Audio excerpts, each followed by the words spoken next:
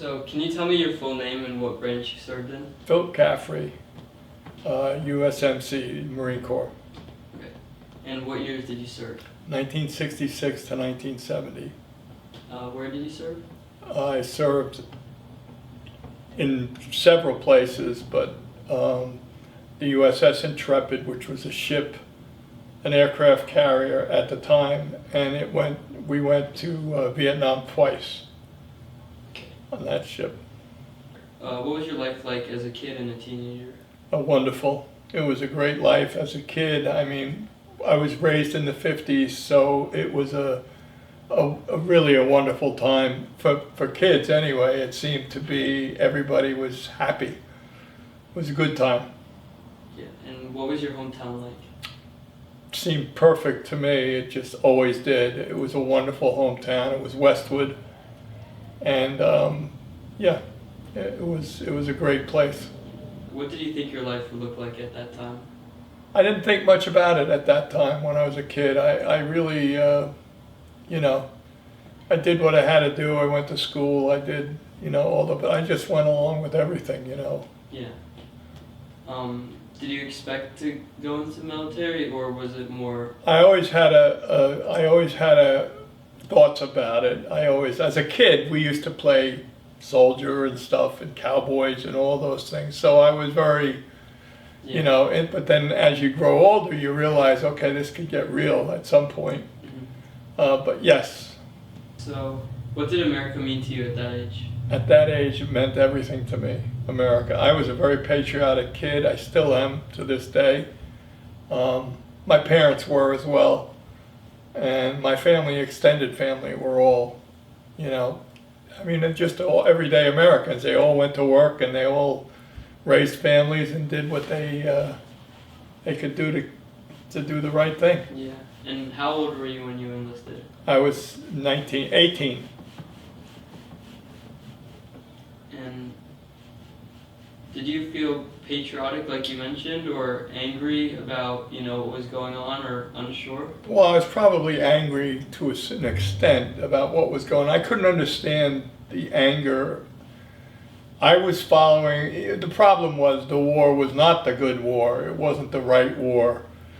But I felt that the country asked me to do what I could do, and I did. And so, yes, I felt patriotic, but, and some of that was not necessarily the right way to think. And how did your family react? They weren't happy with me becoming a Marine, because it was known as the tough Yeah. part of the military, and it was, but it was something that I needed to do for me. Why do you feel like? Because I was sort of drifting. I wasn't focused on anything, and I somehow innately I knew that I needed that discipline to get myself squared away. Do you feel like that was the right decision? I do think it was. I know it was. Was there a specific moment that pushed you to enlist? No, nope. I just felt that it was time.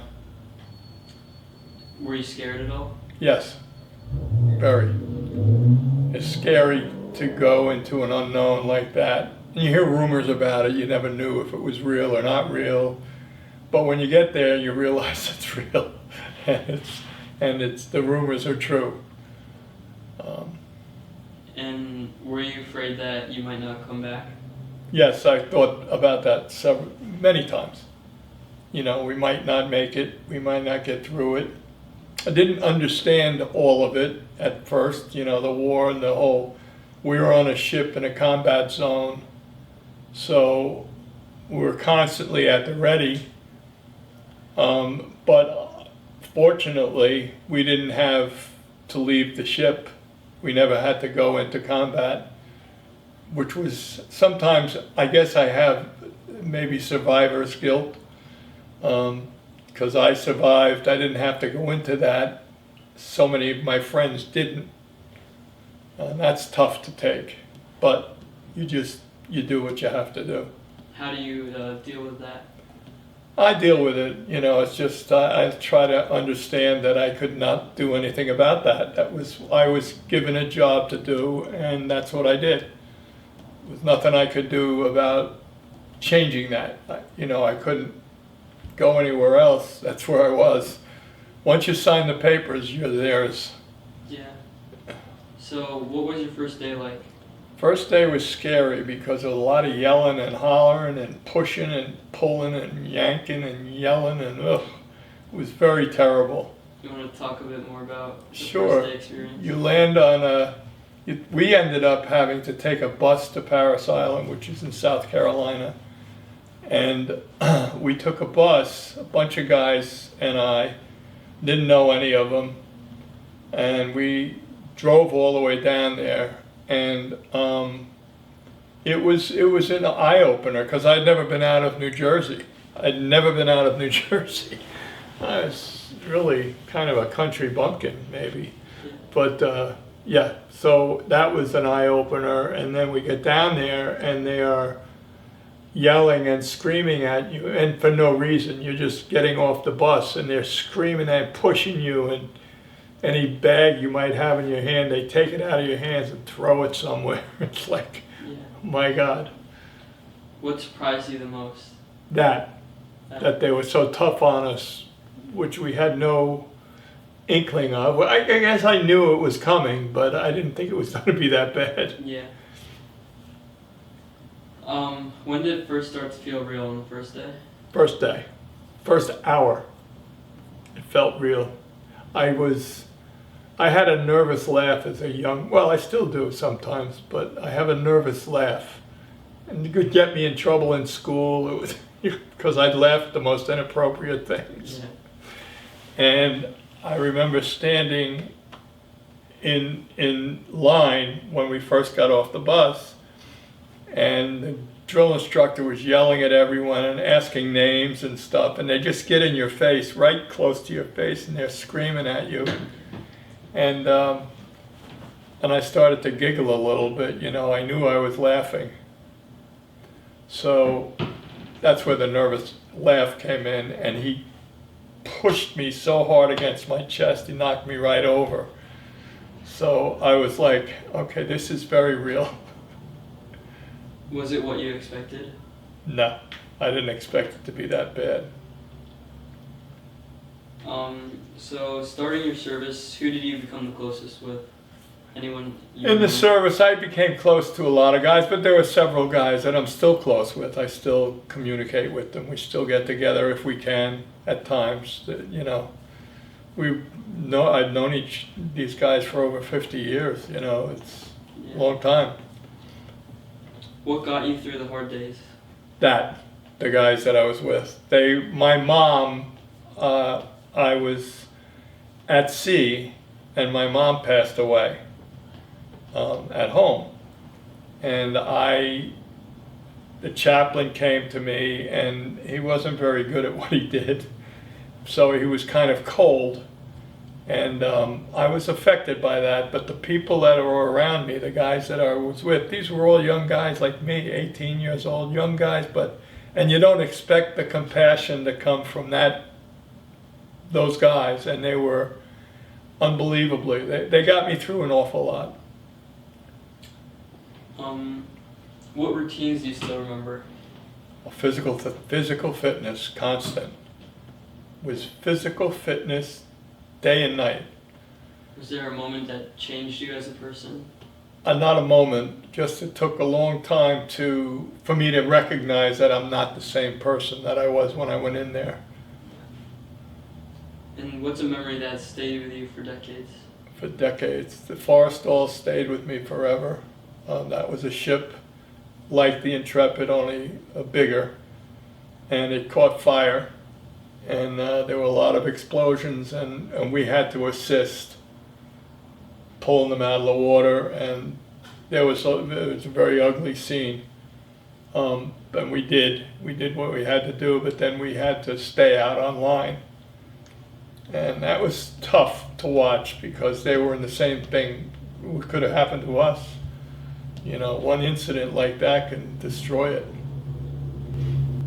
Can you walk me through that day? Yeah, we got the word that the Forrestal they didn't know if it was under attack or not. initially because the bomb, it was a rocket that fell off. I do believe it was a rocket that came off its harness and hit another plane and blew the plane up and then lit the whole flight deck, and all the bombs, everything on the flight deck started going off. So it was a very ugly scene, and we were all mesmerized. I mean, there was not much we could do. We would help guys get picked up from the ocean. That was basically it. Was there a particularly difficult moment during your service, or that was it?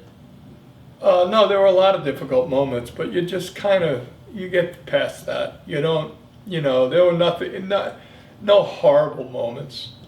We had some tough times, and I saw some very hard things to see. We saw helicopters taking out sampans, which were the small boats that they believed were North Vietnamese in these boats coming out toward the ship. So they sent the helicopters up to take action against the sampans. And that's hard to watch, because you don't know if they're guilty or not guilty. What do you mean by that? In other words, we didn't know if they were North Vietnamese or just Vietnamese fishermen. Yeah. That you couldn't tell who the enemy was in Vietnam. That was the biggest issue of all. North Vietnamese, the villagers some were good people and some were not so good people. But they were enemy. Did you know why you were fighting? Yeah. I mean, to keep communism from spreading. Ho Chi Minh was an avowed communist. That was the leader of Vietnam, North Vietnam. And they followed all the Mao Zedong was the Chinese communist, and it was a difficult time. We were told that we were fighting against communism. That was what our basic knowledge was of. What was it like coming home? It was wonderful. We came home on a few trips. And we came home for a few days, or 30 days, or 20 days, or whatever, and it was delightful to be home. I came home once for the holidays, and that was a treat. But it was always good to be home, because that's what I just love this country. I love everything about it. And there are things that drive me crazy, but you deal with that. You feel welcome when you came back? Yes. I did. I was very fortunate. Some guys on the West Coast weren't as fortunate, because that was the epicenter of the hippie movement in California. And those guys would come home and they were spat on and called baby killers and all sorts of terrible things. So we didn't have that here. I never experienced anything like that. I would go if I walked into a bar, a guy would buy me a drink out of nowhere, just say, "Thanks for your service." Was it hard adjusting back to normal life? A little bit, yeah, because you're not regimented the way you would be in the military. Everything is on time, to the minute. Everything had to be to the minute, and it was a very organized operation, and there was no messing around with it. So. Did service change your relationships back home? No, I don't. I think my sisters were. I have 3 sisters, and they were very much in my camp, so to speak. My father and mother were always. Did service change how you saw yourself? Yes, I didn't see myself in a very good light before I went in. And I went in because I felt like I needed to do that for me. It was my decision, because I just didn't feel confident about what I was doing. And so, it changed who I was. Did it change how you saw America? I saw it even brighter. That's sad, but it's true. And what values stayed with you? I'll always I'll always do what I can for this country. I mean, to me, that's the values are, family, country, and God. Yeah. You never regretted serving? Never, never. I've always been very satisfied and comfortable with what I did. I never regretted it at all. Yeah, that's great. That's the best feeling. Yeah, it is a good feeling, yeah. If you could talk to your younger self before enlistment, what would you say? Batten down the hatches. It would be good for you, I would say that. If I could tell my younger self what it was like, I would say it's a good thing to do and you're doing the right thing. What does America mean to you today? It means everything to me. It means my family is secure, my kids are secure, and that's not everywhere, and that's not everyone. But the America that I see it's flawed, but it's not, it's not unfixable. Yeah. Has your definition of patriotism changed? No. What do you think younger Americans misunderstand about service? I think that they miss the opportunity to serve a bigger cause, something bigger than themselves. I mean, I think it's a nation based on laws and God and faith. It has always been that way. And I think people who don't respect that, I think I have difficulty with that. Yeah. What worries you about the country today? What was that? What worries you about the country? What worries me? I don't worry about the younger generation. I'll be honest with you. Guys like you, I think, thank God. Thank God you're here. What worries me is some of these wild, crazy things that are going on politically and, in general. It's scary, but it's been that way since I can remember. I never, other than the 50s, I never remember anything being quiet. There's always some kind of turmoil going on. Yeah. I think we live with it, and, it's always been there. What gives you hope? You guys, young people. My grandchildren, my granddaughter, I just went to her graduation in New Hampshire this past week, and it was wonderful. And I saw wonderful kids, all over the place. I just think this generation, I think you're going to carry us through some major stuff. So, are we living up to what you believed in? Yes, I think you are. I've seen more good. Certainly, in general, good. And I'm not talking about the military when I say good. I'm talking about, in general, everything. If you could say one thing to America on its 250th anniversary, what would it be? Happy birthday. Keep it up. Do you have any message to the younger generation? Just keep up the good work, because I do believe I see much more positive than negative, in truth. And I, a lot of these protests that are going on, there's a lot of hate out there, and people, fostering the hate. And that I can't oblige, but I think the younger generation is certainly entitled to their feelings. How should your generation be remembered? I think we should be remembered as hardworking and caring. I think hardworking, caring, good people, with our flaws. Yeah. We all have that in common, for sure. What would you hate for history to get wrong? That we are a nation built on faith, family, and country.